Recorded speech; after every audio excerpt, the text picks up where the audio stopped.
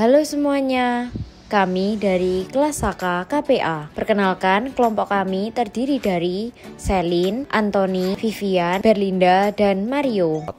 Unsur laporan keuangan.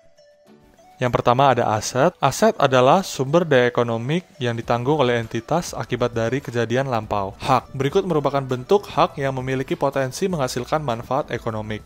Ada dua. Yang pertama yaitu hak yang sesuai dengan kewajiban pihak lain, dan kedua, hak yang tidak sesuai dengan kewajiban pihak lain.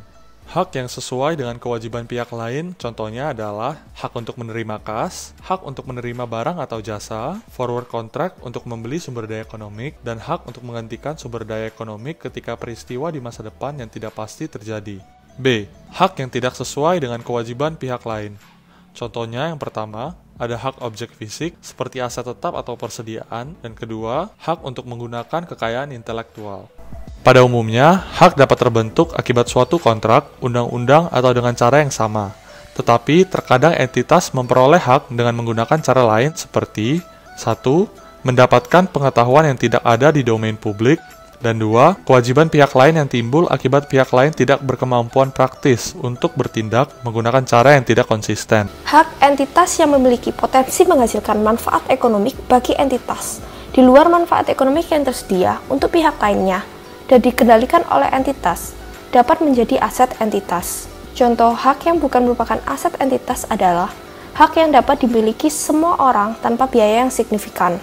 Entitas tidak diperkenankan memiliki hak untuk memperoleh manfaat ekonomik yang berasal dari dirinya sendiri.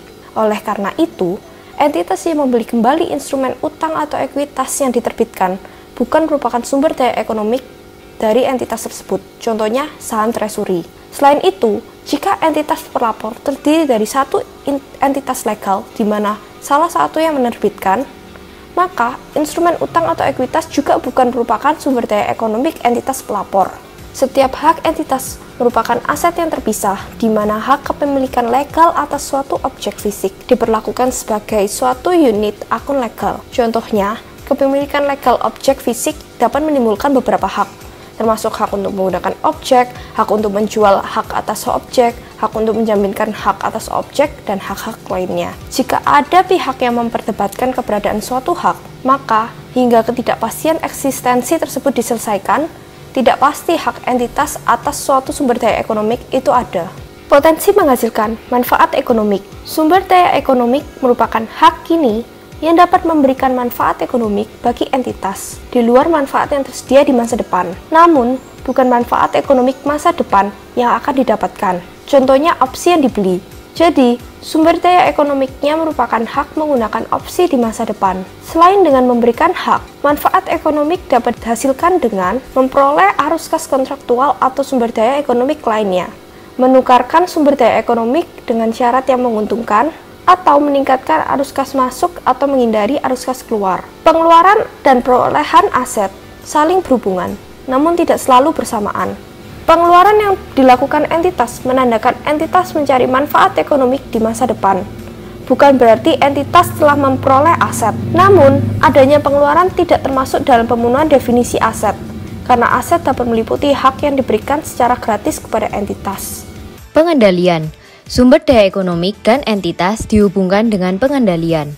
Pengendalian dalam hal ini adalah kapabilitas untuk mencegah entitas lain dalam memandu penggunaan sumber daya ekonomik dari perolehan manfaat ekonomi yang mungkin mengalir darinya. Faktor pendorong timbulnya hal pengendalian ini adalah kapabilitas untuk memaksakan hak hukum. Ketika suatu entitas memiliki kapabilitas untuk memandu penggunaan sumber daya ekonomik, manfaat ekonomi di masa yang akan datang dari sumber daya inilah yang harus tersalurkan kepada entitas, baik secara langsung maupun tidak langsung, dan bukan kepada pihak yang tidak memiliki wewenang, sehingga entitas dapat mengendalikan secara langsung sumber daya ekonomik.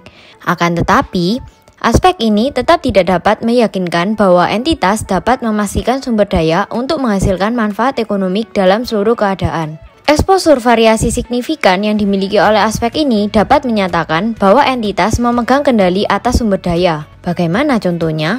Prinsipal dapat melibatkan agen untuk mengatur penjualan barang yang dikendalikan oleh prinsipal. Namun, ketika agen memiliki hak penguasa sumber daya ekonomik yang dikendalikan oleh prinsipal, sumber daya ekonomik tersebut bukan merupakan aset agen.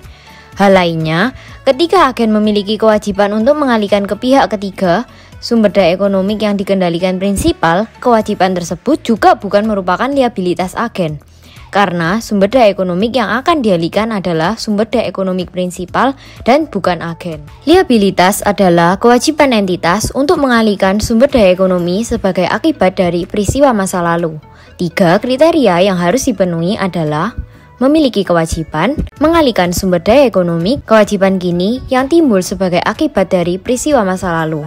Kewajiban biasanya dibentuk oleh banyak cara, antara lain seperti kontrak, UU, atau cara lain yang sesuai dan dapat dipaksakan menurut hukum oleh pihak kepada siapa mereka berhutang. Kebijakan yang diterbitkan atau specific statement entity juga menyebabkan timbulnya kewajiban. Dalam situasi ini disebut kewajiban konstruktif.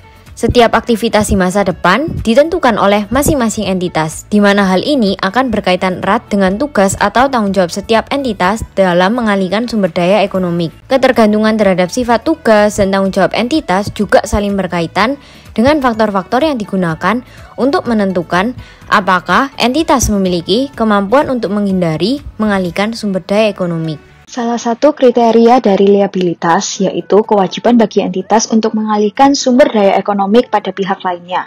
Dalam pemenuhannya, sebuah kewajiban tersebut harus dapat memiliki potensi untuk mensyaratkan entitas melakukan pengalihan. Pensyaratan tersebut sebagai contoh, bila kejadian di masa depan yang tidak pasti sudah terjadi. Walaupun kemungkinan sebuah kewajiban yang memungkinkan terjadinya pengalihan sumber daya ekonomik rendah, hal tersebut tetap tergolong ke dalam liabilitas. Namun, tetap dengan penyajian informasi yang berbeda dan perlu cara khusus dalam penyampaian informasi tersebut dan juga tambahan informasi mengenai pengakuan liabilitas tersebut. Berbagai kewajiban untuk mengalihkan sumber daya ekonomik yang dimaksud yaitu kewajiban pembayaran kas, kewajiban melakukan penerbitan instrumen keuangan yang berakibat kewajiban untuk mengalihkan sumber daya ekonomik, memenuhi kewajiban untuk pengiriman barang atau menyelesaikan pemberian jasa, kewajiban penukaran sumber daya ekonomik dengan syarat yang tidak menguntungkan, contohnya forward contract.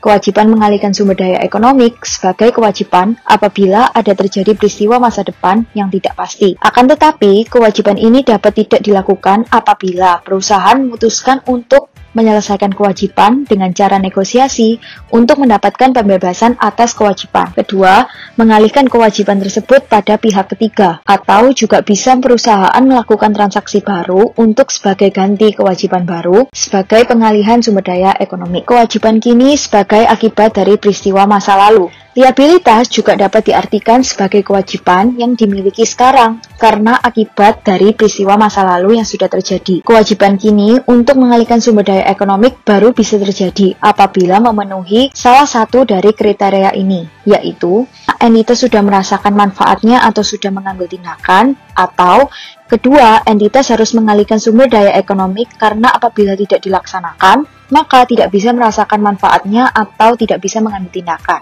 Manfaat yang dimaksud pada kriteria di atas adalah barang maupun jasa, sedangkan tindakan yang dimaksud adalah seperti mengoperasikan bisnisnya. Contoh, pembayaran gaji karyawan. Entitas memiliki perjanjian kontrak dengan karyawannya untuk membayar gaji sebagai imbalan atas penerimaan jasa dari mereka. Kewajiban entitas masa kini baru akan timbul ketika karyawan telah menyelesaikan jasanya.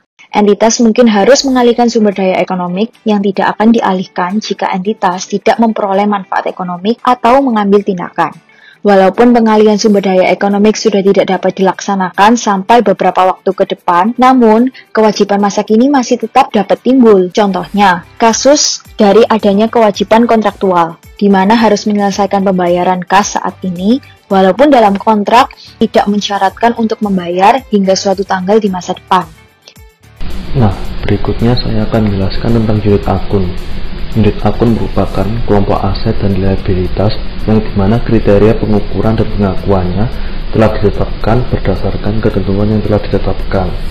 Nah, unit akun sendiri tidak bersifat tetap, yang artinya bisa berubah jika perusahaan memilih untuk mengalokasikan aset dan liabilitasnya. Nah, Unit akun sendiri memiliki dua fungsi. Fungsi yang pertama yaitu memberikan informasi tentang aset maupun liabilitas dan penghasilan maupun beban yang relevan. Fungsi yang kedua yaitu memberikan informasi mengenai aset maupun liabilitas dan penghasilan maupun beban yang merepresentasikan substansi transaksi atau peristiwa terkait. Nah, dalam melakukan pemilihan unit akun, tentunya sebuah entitas perlu mempertimbangkan mengenai biaya yang akan dikeluarkan. Oleh karena itu, memilih unit akun harus juga mempertimbangkan informasi yang akan didapatkan oleh pengguna informasi keuangan. Dalam praktiknya sendiri, terkadang kewajiban dengan hak timbul pada sumber yang sama. Jika aset dan liabilitas tersebut timbul dan berasal dari sumber yang sama, maka mereka tidak dapat dipisahkan dan akan membentuk satu unit akun tunggal. Namun dalam kasus lain, terkadang alangkah baiknya bila hak dan kewajiban dilaporkan pada unit akun yang berbeda. Nah, berikutnya saya akan menjelaskan tentang kontrak eksekutori. Secara singkatnya, kontrak eksekutori merupakan kontrak yang tidak terlaksanakan hingga selesai. Nah, kontrak tersebut menyatakan hak dan kewajiban untuk menukarkan sumber daya ekonomi.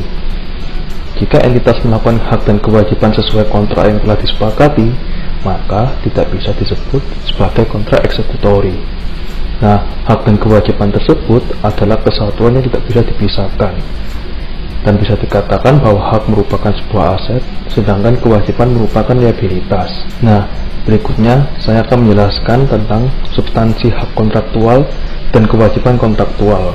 Dalam mempresentasikan dan merepresentasikan hak dan kewajiban, kontrak berguna untuk menjelaskan hak dan kewajiban terhadap pihak yang berkepentingan. Hak dan kewajiban tersebut nantinya akan dilaporkan dalam laporan keuangan substansinya. Dalam kontrak tersebut, sebuah persyaratan yang bersifat implisit maupun eksplisit akan dilaporkan substansinya. Jika persyaratan dalam kontrak tersebut tidak memiliki substansinya, maka tidak perlu dilaporkan dalam laporan keuangan. Nah, persyaratan yang tidak memiliki substansi adalah sebagai berikut. Yang pertama, ketentuan yang tidak mengikat kedua belah pihak. Nah, yang kedua, hak yang pemegangnya tidak akan memiliki kemampuan praktis untuk melaksanakannya dalam keadaan apapun. Nah, serangkaian kontrak bisa dirancang untuk meraih hasil komersial keseluruhan. Perlakuan hak dan kewajiban yang muncul dari serangkaian kontrak sebagai unit akun tunggal dapat melaporkan substansi dari kontrak tersebut. Ekuitas. Definisi ekuitas adalah hak residual aset entitas yang sudah dipotong liabilitasnya. Klaim ekuitas adalah klaim atas hak residual dalam aset entitas setelah dikurangi seluruh liabilitasnya. Artinya, ekuitas adalah klaim tentang entitas yang tidak melengkapi definisi dari liabilitas. Klaim tersebut dibuat atas kontrak, undang-undang, atau cara yang mirip dan serupa, termasuk yang tidak membawa definisi liabilitas, seperti 1. Entitas yang mengeluarkan saham, dan 2. Kewajiban entitas untuk membuat klaim ekuitas lainnya. Kelas klaim yang berbeda, yang biasa kita kenal dengan saham biasa maupun saham preference, memberikan hak yang berbeda kepada pemegangnya.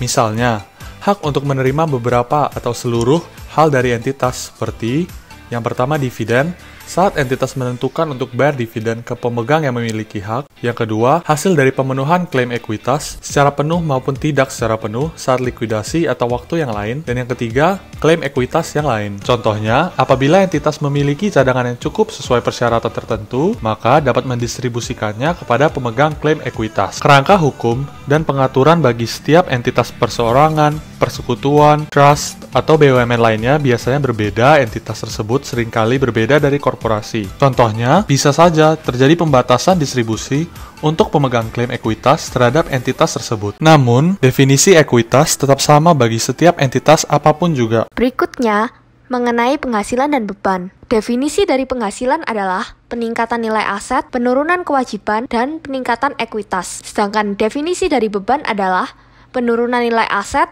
peningkatan liabilitas, dan penurunan ekuitas. Pemegang klaim ekuitas yang memberikan kontribusi bukan disebut penghasilan, serta biaya distribusi ke pemegang klaim ekuitas bukan termasuk beban. Setiap transaksi yang terjadi dan menghasilkan penghasilan dan beban tentu saja memiliki perbedaan karakteristik. Maka dari itu, perlu diberikan informasi tambahan agar dapat membedakan setiap karakteristik dari penghasilan dan beban yang tidak sama, agar pengguna laporan keuangan bisa mendeskripsikan kinerja keuangan entitas tersebut.